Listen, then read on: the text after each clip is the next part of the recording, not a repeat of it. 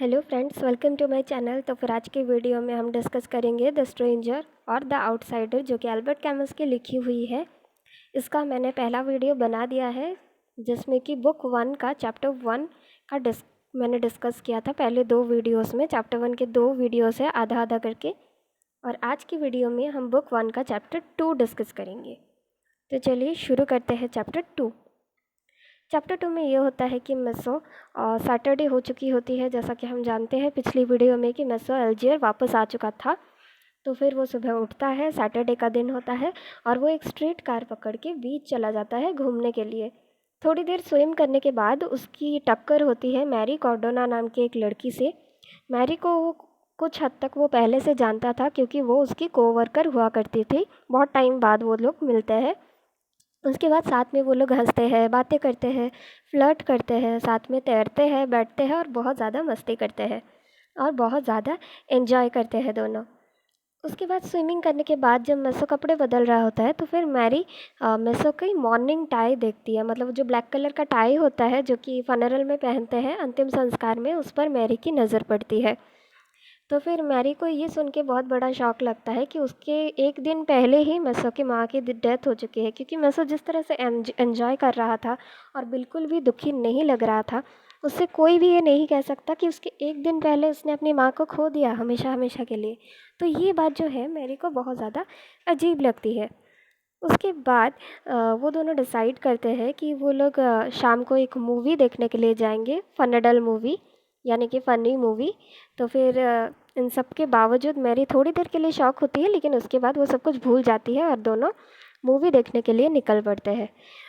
और मूवी के थिएटर में वो दोनों एक दूसरे के बहुत ज़्यादा करीब आ जाते हैं। थोड़ा सा फिज़िकल रोमांटिक रिलेशन उनका फॉर्म हो जाता है हॉल में। उसके बाद मैरी जो है मेसो के अपार्टमेंट में उसके साथ ही जाती है।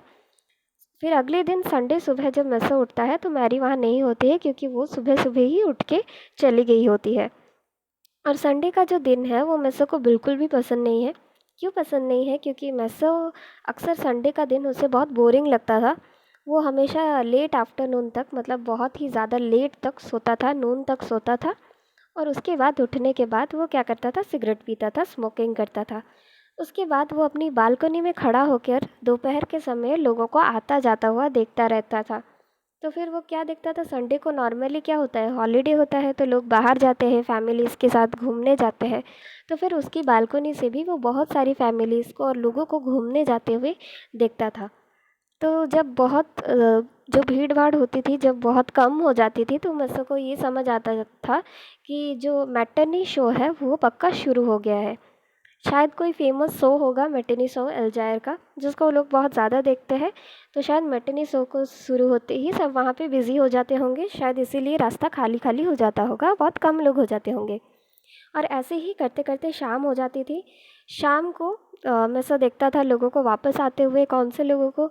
जो लोग मूवीज़ या थिएटर्स से वापस आ रहे होते हैं उनको, या फिर जो लोग सॉकर देखते हैं, सॉकर के फैंस हैं, सॉकर गेम देखने के लिए स्टेडियम जाते हैं, स्टेडियम से वापस आ रहे होते हुए लोगों को वो देखता था। और कुछ कपल्स को भी देखता था, क्योंकि रात के आसपास का टाइम होता था, तो कपल लोग उस टाइम में घूमने निकलते थे, डेट पे निकलते थे, उनको भी मैं सब देखता रहता था। उसके बाद जैसे ही रात होने आती थी, जो लाइट होता है वो डिम होता चला जाता था, क्योंकि सूरज की रोशनी जो है और वो तो चली जाती थी। स्ट्रीट लाइट्स लगते थे, तो फिर सुबह की जितनी तो रोशनी नहीं होगी, कम ही रोशनी होगी। और उस कम रोशनी में मसो डिस्क्राइब करता है कि जो लड़कियां होती थी स्पेशली, उनके ज्वेलरीज और उनकी आंखें बहुत ज़्यादा चमकने लगती थी और बहुत ग्लिटरिंग टाइप्स की दिखती थी। ऐसे ही मिसो का पूरा दिन बीत जाता था। उसके बाद जब वो सोने के लिए अपने बेड पे जाता है, तो फिर उसकी नज़र उसके कमरे के एक मिरर पर, आईने पर पड़ती है। और आईने के पास में एक शराब यानी अल्कोहल रखा हुआ होता है और ब्रेड रखा हुआ होता है। तो फिर वो चीज़ जो है वो, और उस वो अपने जो आईने में अपने इमेज को देखता है, अपने आप को देखता है। वो उस रखे ब्रेड और वाइन को देखकर उसे याद आता है उसकी माँ का जो फनरल याद आता है। जब चर्च में वो गए थे, तो चर्च में एक जो ऑल्टर होता है, स्टोन ऑल्टर, या फिर आप कह सकते हो कि क्राइस्ट के सामने जो एक बेंच होता है, उस बेंच पे रखते हैं वाइन और ब्रेड। सेक्रेड वाइन और ब्रेड रखते हैं, तो फिर उस टेबल की मेसो को थोड़ी याद आ जाती है।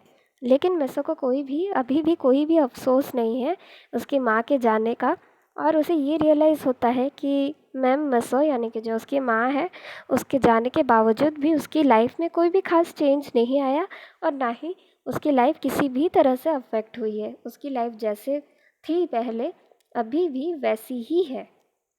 तो यहाँ पे हमारा चैप्टर 2 ख़त्म होता है। हम मिलेंगे अपनी अगली वीडियो में चैप्टर 3 के समरी के साथ। तब तक के लिए आपको अगर वीडियो पसंद आ गया हो तो फिर लाइक करना बिल्कुल मत भूलिएगा। कमेंट में मुझे बताइएगा कि वीडियो कैसी लगी, और अगर सब्सक्राइब नहीं किया है चैनल को तो सब्सक्राइब करना प्लीज़ प्लीज़ प्लीज़ प्लीज़ मत भूलिएगा, और अपने दोस्तों से शेयर करना भी मत भूलिएगा। तो चलते हैं, मिलते हैं हम अपनी अगली वीडियो में। तब तक के लिए गुड बाय, टेक केयर।